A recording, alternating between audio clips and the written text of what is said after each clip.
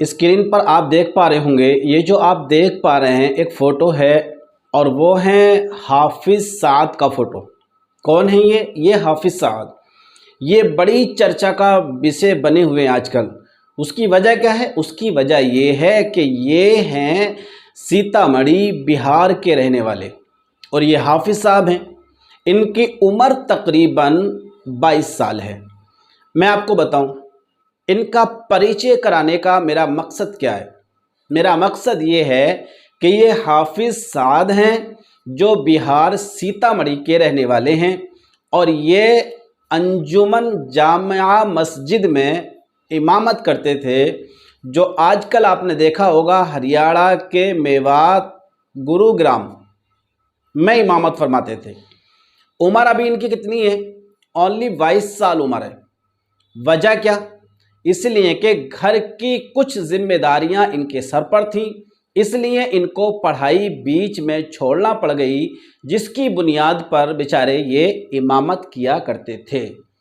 अब मैं आपको बताऊं, इनका परिचय मैं क्यों करा रहा हूं, इनकी बात मैं आपको क्यों बता रहा हूं। ये मेरा बताने का मकसद क्या है? मेरा बताने का मकसद ये है कि गुरुग्राम में ये अंजुमन जामिया मस्जिद के अंदर इमामत किया करते थे और इनके साथ में 2 इनके और दोस्त थे और बताया जाता है कि मस्जिद के अंदर 3 लोग और मौजूद थे। अब हुआ क्या? हुआ ये कि 1 अगस्त रात को 12 बजे करीब ये आराम कर रहे थे।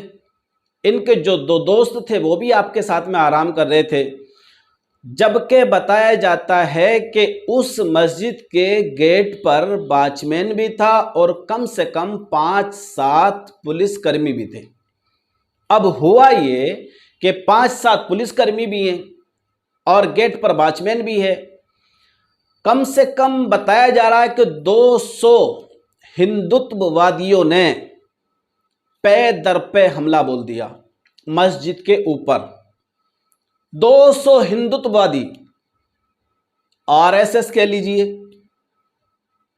बजरंग दल कह लीजिए, 200 हाथ में गन पिस्तौल लेकर के मस्जिद पर फायरिंग की, ईंट पत्थर मस्जिद पर फेंके, लाठी डंडे लेकर के मस्जिद पर हमला बोला और वहां सो रहे हाफिज़ साद और उसके दोनों साथियों को बेरहमी से पीटा।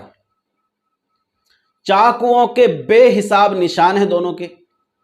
जो अभी आपके दोनों दोस्त जिंदा हैं, अभी वो गंभीर पोजीशन में हैं और हाफिज़ साद बेचारे को इतना मारा गया कि ये जिंदगी की जंग हार गया। अब आप यहां पर देखिए, एक हिंदुत्ववादी, एक आरएसएस, एक बजरंग दल के कार्यकर्ता, इन्होंने ये अपना मिशन बना लिया है 2014 के बाद में, जब से बीजेपी सरकार आई है, कि जैसे भी हो हमें हिंदुओं को इकट्ठा करके मुसलमानों को परेशान करना है, उन्हें टॉर्चर करना है। इन्होंने मकसद बना लिया है।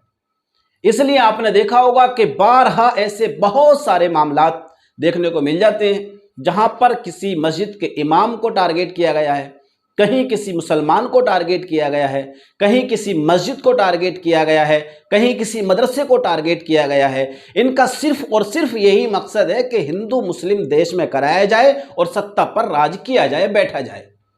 अब आप देखें, अरे मस्जिद के अंदर कौन रहता है भाई? मस्जिद के अंदर कोई नहीं रहता है। रात को मस्जिद का गेट बंद कर दिया जाता है। अगर होता है तो बेचारा मस्जिद का इमाम या मुअज्जिन, बस ये 2-3 लोग मस्जिद के अंदर रहते हैं, ज्यादा हुआ तो खादिम साहब होते हैं।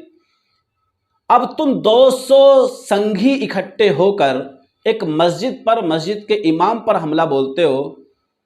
कितनी बड़ी नामर्दानगी तुम्हारे अंदर है। क्या साबित करना चाहते हो आप?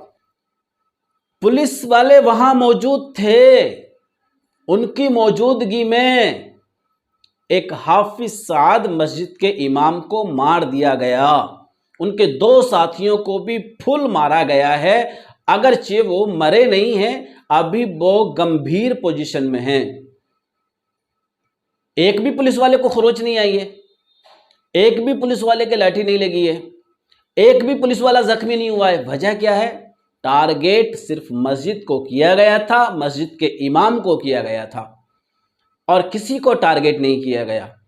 यहाँ पर मैं एक इशारा उन मुसलमानों को भी देना चाहता हूँ जो अपने आप मुसलमान बताते हैं और अपनी मस्जिद के इमाम का ख्याल नहीं करते। अरे कितनी कुर्बानियाँ दिलाओगे तुम इमामों से, कितनी कुर्बानियाँ दिलाओगे तुम हाफिज़ों से, कितनी कुर्बानियाँ दिलाओगे तुम मुकर्रिरीन से, कितनी कुर्बानियाँ दिलाओगे तुम अपने इन मुसलमान कुरान और हदीस के पढ़ने वाले नौजवान बच्चों से। जब देखो मॉब लिंचिंग, जहां देखो मॉब लिंचिंग। क्या चल रहा है ये देश में? मेरा बस हुकूमत से यही रिक्वेस्ट है, यही दरख्वास्त है कि अगर मेरी वीडियो किसी को समझ में आए और इस वीडियो को कोई अगर देख ले और सुन ले, उससे मेरी बस एक ही गुजारिश है कि ये जो हुआ है देश के अंदर, ये जो हिंदुत्ववादियों ने इकट्ठा होकर मस्जिद पर हमला किया है, मस्जिद के इमाम पर हमला किया है और मस्जिद के इमाम को मौत के घाट उतार दिया, इसका सही से इसकी तहकीक की जाए, अच्छे अंदाज में इसकी तहकीक करने के बाद जो इसमें मुल्जिम हो उन्हें सज़ा दी जाए और कड़ी से कड़ी सज़ा दी जाए, ताकि किसी भी मज़हब का, किसी भी संगठन का ये ग्रुप ऐसा करने से पहले 100 बार सोचे।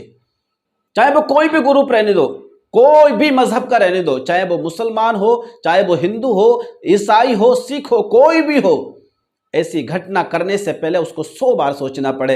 मैं यही रिक्वेस्ट करूंगा हमारी भारत सरकार से कि इसको जहां तक भी हो सके इस मामले को गंभीरता से लिया जाए और इस पर अच्छे अंदाज में अमल करने की कोशिश की जाए।